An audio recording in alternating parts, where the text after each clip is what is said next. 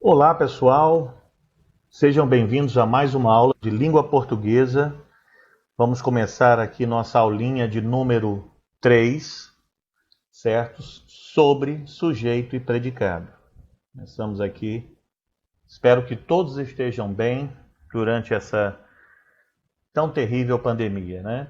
Bom, pessoal, quem vem acompanhando as aulas, sabe que na última aula eu falei sobre sujeito e predicado.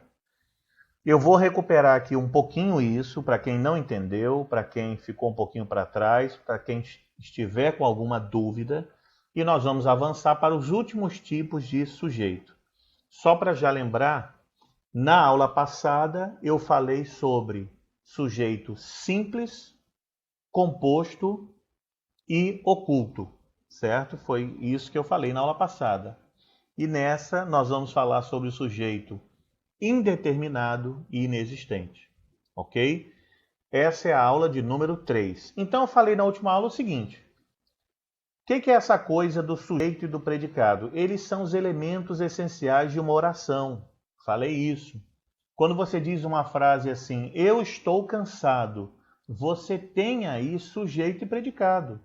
O sujeito seria eu. E o predicado é tudo que não seja o sujeito. Fica fácil assim, né? Se o sujeito é eu, o que sobrar, estou cansado, vai ser o seu predicado. O sujeito é quem pratica uma ação. Basicamente, a gente define assim. E o predicado é algo que é declarado sobre o sujeito. É uma informação que você tem sobre o sujeito. Eu poderia dizer, eu jogo bola. Então, a informação do predicado seria jogo bola. Tá? Isso aqui foi da aula passada. Está aqui o sujeito, olha aqui essa frase. Um avestruz encontrou um antílope perto do leito seco de um rio. Frase enorme, né? O sujeito é um avestruz. Um avestruz é o seu sujeito. Pode o sujeito ser um animal? Pode. Pode o sujeito também vir no final de uma frase, galera. Muita gente está acostumado a marcar o sujeito sempre no início da frase. Nos exercícios que vocês fizeram, eu vi que muita gente acertou, teve um ou outro que se confundiu. O sujeito é quem pratica a ação. Eu poderia dizer uma frase assim: eita, já chegou o meu pai. Eita, já chegou o meu pai. O sujeito dessa frase seria o meu pai. E está no final da frase. O certo seria: meu pai já chegou. Nem precisa desse eita, né? Isso aí eu inventei para atrapalhar. Vamos ver o que mais nós temos aqui. Então eu falei também sobre sujeito simples e composto. Quem se lembra, deixa eu passar aqui, ó, simples tem apenas um núcleo. A turma apostou alto. Repare que o sujeito é formado de a turma, duas palavrinhas, mas só uma é a palavra mais importante, que é a palavra turma. Essa palavra que é mais importante, acostumem-se a isso. A gente chama de sujeito. Desculpe, núcleo do sujeito. A palavra que é a mais importante, a gente chama de núcleo do sujeito, ok? Então aqui você tem a turma, que é o sujeito, turma, núcleo do sujeito. Apostou alto seria o quê? Seria o predicado. Na outra aqui, o sujeito composto, que eu também falei na última aula, Malazarte e os matutos apostaram alto. Quem apostou alto? Malazarte e os matutos. Você tem duas palavras que funcionam como sujeito. Você tem dois núcleos do sujeito. Esse é o sujeito composto. Falei também sobre o sujeito oculto, que ele também pode ser chamado de sujeito desinencial, mas vamos usar sempre o sujeito oculto. Por exemplo, não precisa se concentrar nessa frase que eu falei na aula passada, não. Vou dar um exemplo aqui, olha. Se eu dissesse assim, estamos em quarentena. Qual seria o sujeito dessa frase? Não é estamos e nem é quarentena. O sujeito dessa frase seria nós. Nós estamos em quarentena. Não está escrita na frase, por isso a gente chama de sujeito oculto ou sujeito desinencial. É a única palavra que combina nessa frase aí. Estamos em quarentena. Tem que ser nós, eu e vocês. Nós estamos em quarentena. A novidade agora, eu vou botar minha cabecinha aqui para cima, só um instante. Dois últimos sujeitos, para a gente já encerrar a aula de hoje. Dois últimos sujeitos que eu queria explicar para vocês. Importante vocês saberem para a gente avançar no conteúdo. É o sujeito indeterminado e na próxima página a gente vai ter a oração sem sujeito ou sujeito inexistente. Vamos com calma. O que é o sujeito indeterminado? Vou ler aqui no cantinho primeiro. Ó. O sujeito é classificado como indeterminado se não estiver expresso na oração, por não poder ser identificado ou porque não se deseja identificá-lo. Veja o nome, preste atenção um instantinho no nome, indeterminado. Não dá para determinar. É uma frase que até tem um sujeito, alguém fez uma ação, mas você não consegue determinar. O caso mais comum disso acontecer é quando você usa um verbo na terceira pessoa do plural. Ó, são dois casos que isso pode acontecer. Mas o mais comum é um verbo na terceira pessoa do plural. Enganaram Pedro Malazarte. Quem é que enganou? Uma pessoa? Duas? O João? A Maria? Você? Eu? Não sei. Sempre que alguém faz uma coisa e você não sabe quem fez, a gente costuma usar um verbo no plural. O aluno em sala de aula diz assim, professor, oi, roubaram meu lápis. Seria melhor dizer pegaram, né? Sempre tem aquele que escondeu. Mas aí o aluno diz assim, pegaram meu lápis. Quem pegou? Não sei. Está indeterminado. Aí começa aquela confusão, né? Quem foi que pegou? Pessoal, devolve o lápis do coleguinha. Então, pegaram o meu lápis. O sujeito não é pegaram e o sujeito não é lápis.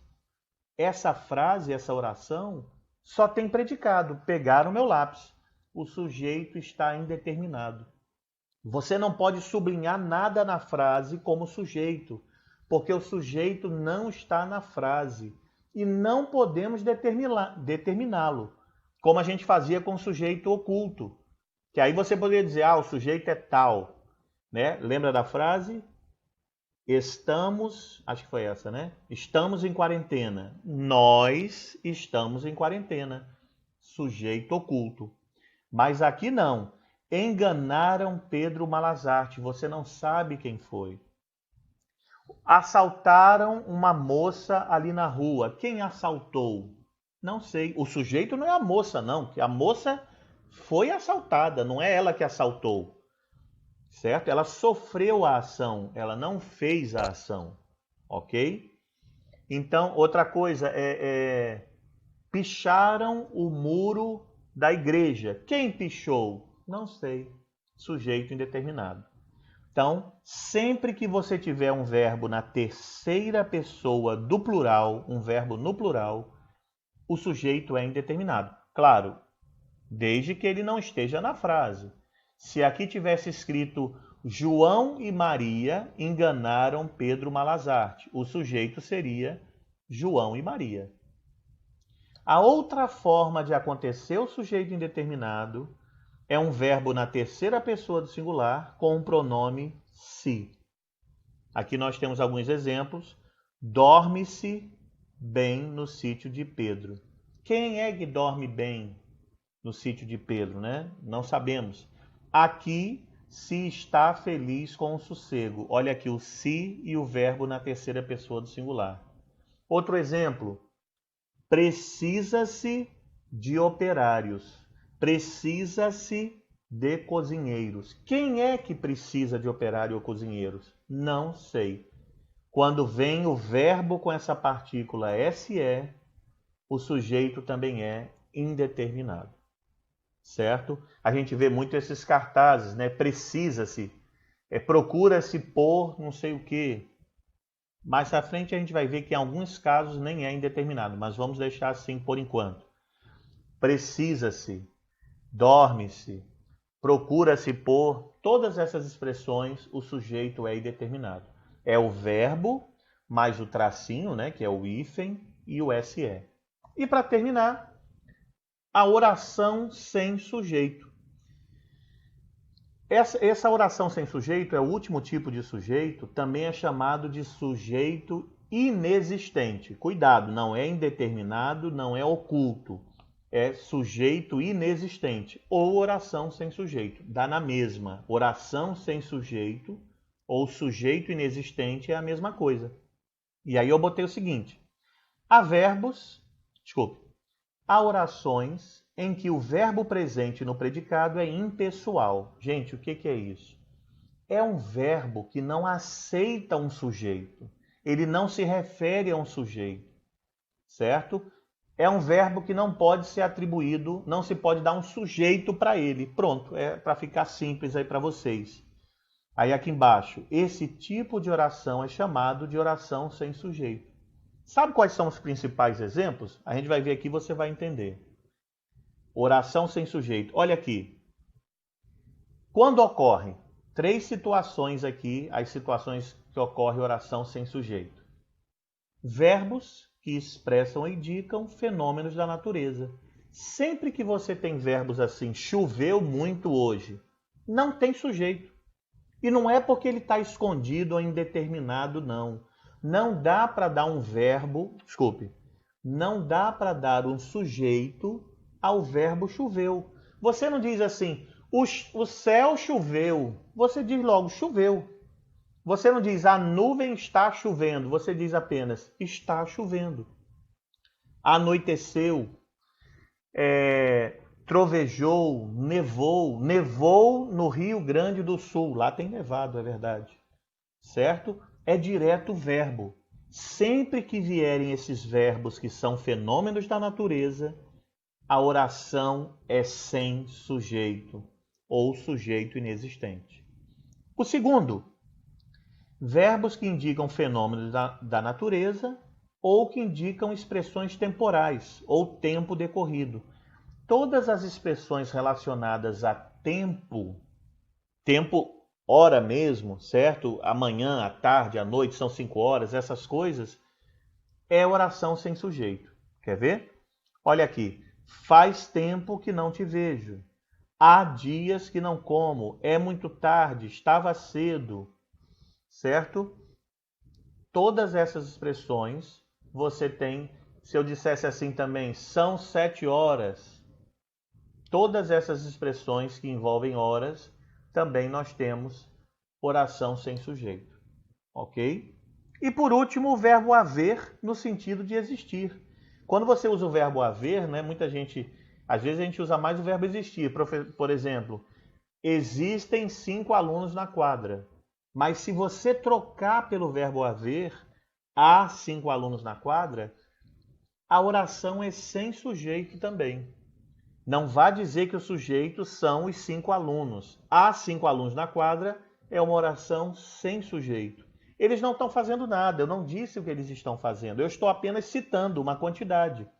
Olha aqui, há pedras na sopa, ainda há espertos de plantão hoje em dia, houve movimentos de solidariedade. Então, todas essas expressões, você também tem a oração sem sujeito. Ok, pessoal? Então, hoje a novidade foi falar sobre sujeito indeterminado e oração sem sujeito, ok? Revejam a aula se tiverem dificuldade, certo? Dá um pause, volta, olha, assiste de novo para tirar alguma dúvida, ok? Então essa é a nossa aula de número 3, mais uma vez sobre a segunda parte sobre sujeito. Espero que tenham gostado, espero que tenham aprendido. Até a próxima, galera!